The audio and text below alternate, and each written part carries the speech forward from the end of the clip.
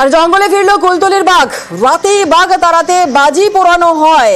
আপনাদেরকে জানিয়ে রাখি, কুলতলির মইপিট বৈকুণ্ঠপুর গ্রাম পঞ্চায়েতের উত্তর বৈকুণ্ঠপুর গ্রামের লাগোয়া ম্যানগ্রোভের জঙ্গলে ঘাঁটি গেড়েছিল বাঘ এবং সেই বাঘকে খোঁজা হচ্ছিল। মঙ্গলবার সন্ধ্যায় খাঁচা পাতা হয়েছিল, ছাগল রাখা হয়েছিল, টোপ দেওয়া হয়েছিল, কিন্তু বাঘের দেখা পাওয়া যায়নি। এলাকার বাসিন্দারা, গ্রামবাসীরা ভয়ে ছিলেন। আর অবশেষে জঙ্গলে ফিরলো কুলতলির বাঘ। আমাদের সঙ্গে রয়েছেন আমাদের প্রতিনিধি অর্পণ।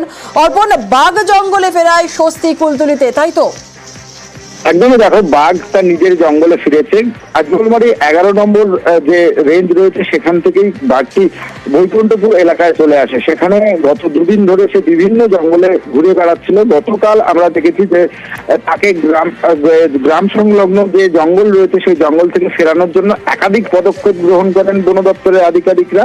প্রথমত তারা চাইছিলেন বাঘটি তার নিজের জঙ্গলে ফিরে যাক, সেই কারণে বিভিন্নভাবে তাকে ডিস্টার্ব করে তাকে নিজের জঙ্গলে ফেরানোর চেষ্টা করা হয়েছিল। অবশেষে বাঘকে খাঁচাবন্দি করার সিদ্ধান্ত নেওয়া হয়। গতকাল খাঁচা বসানো হয়। তার পাশাপাশি জঙ্গলে ব্যাপক পরিমাণে সেখানে শব্দবাজি ফাটানো হয়।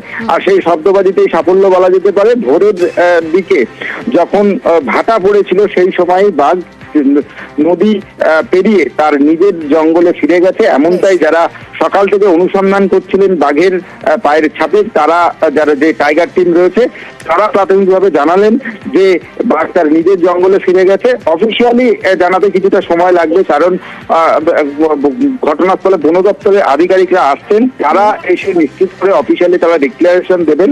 তবে বন দপ্তরের যে কর্মীরা যারা বাঘকে এই গত দুদিন ধরে বিভিন্ন অঞ্চলে তারা কোথায় রয়েছে তার অবস্থান জানাচ্ছিলেন, তারা স্পষ্ট করলেন বাঘ তার নিজের জঙ্গলে ফিরে গেছে। ধন্যবাদ।